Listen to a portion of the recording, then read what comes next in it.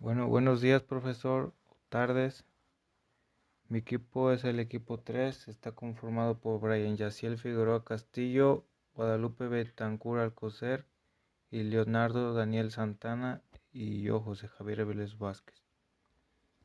En esto vamos a explicar el apartado 4.5 y 4.6, que es disponibilidad y requerimiento de sistema eléctrico, y el otro que es temperatura.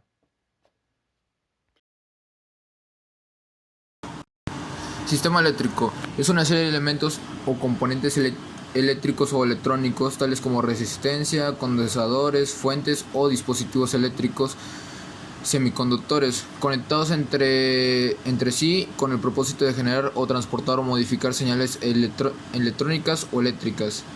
Requerimientos: la sección de conductores eléctricos que deberá calcularse para la potencia consumida por el equipo de cómputo deberá considerarse un 75% adicional con el margen de seguridad y posible crecimiento.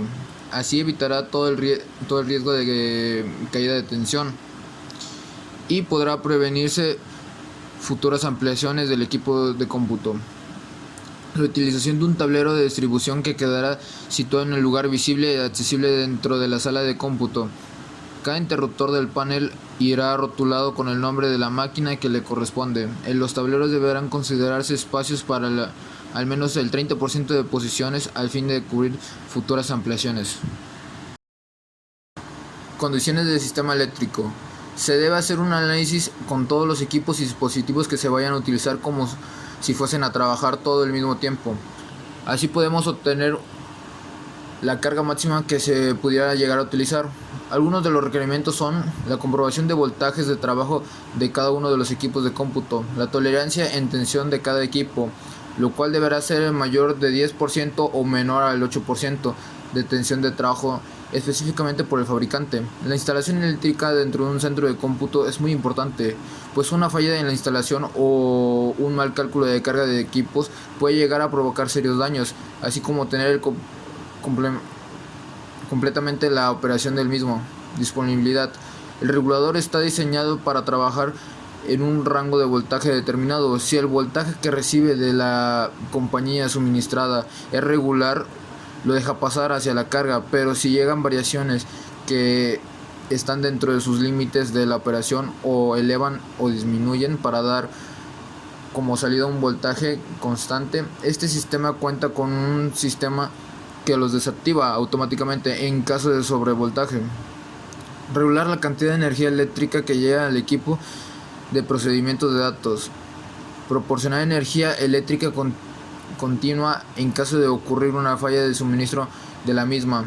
El tiempo que el UPS proporciona energía depende de la capacidad de las baterías y carga que tiene que alimentar. Temperatura y humedad.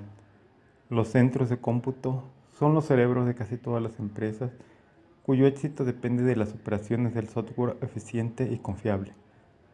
Como hay hardware muy poderoso en un solo lugar, los centros de datos o centros de cómputos deben estar protegidos tanto contra influencias ambientales internas y externas, mientras que los edificios también requieren suficiente enfriamiento. Los centros de cómputo son instalaciones de uso intensivo de energía que actualmente consumen más del 1.3% de la producción total de la electricidad del mundo.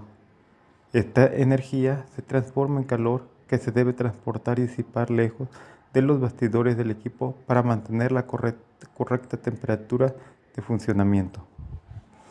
El enfriamiento y el aire acondicionado son uno de los procesos más importantes en cualquier centro de cómputo. El enfriamiento del centro de cómputo se puede realizar de varias formas según la ubicación y el clima local. El enfriamiento del refrigerante consume mucha energía, pero su uso puede reducir teniendo en cuenta el clima al seleccionar la ubicación del centro de cómputo. En climas secos, el enfriamiento por evaporación es eficaz para disipar el calor. Los climas fríos se pueden utilizar en un enfriamiento directo con aire seco y frío. Las ubicaciones cercanas al agua ofrecen la posibilidad de disipar el calor a través del agua. Siguiendo con temperatura y humedad. Se controla la temperatura mediante una unidad de aire acondicionado para la sala de cómputo, conocida como CRAC, que realiza las funciones de calefacción y enfriamiento. Para calentar, el CRAC vuelve a circular el aire caliente de los corredores calientes con aire de reposición fresco. Para enfriar, el aire entrante se enfría para alcanzar la temperatura correcta. Además de la temperatura, el monitoreo y el control de la humedad de la sala de equipos también es fundamental, especialmente en climas fríos, donde se utilizan economizadores de aire laterales.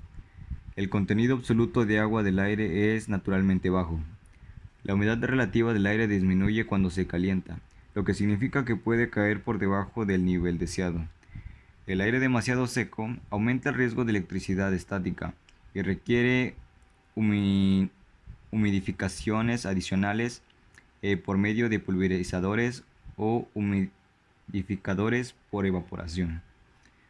Los fabricantes de los equipos de cómputo deben presentar en sus manuales los requerimientos ambientales para la operación de los mismos, aunque estos soportan variaciones de temperatura. Los efectos recaen en sus componentes electrónicos, cuando empiezan a degradarse y ocasionan fallas frecuentes que reducen la vida útil de los equipos. Para calor sensible, se determina por vidrio, paredes, particiones, techo, piso, iluminación, puertas abiertas, calor disipado por las máquinas, entre otros. Por calor latente, se determina el número de personas y la ventilación.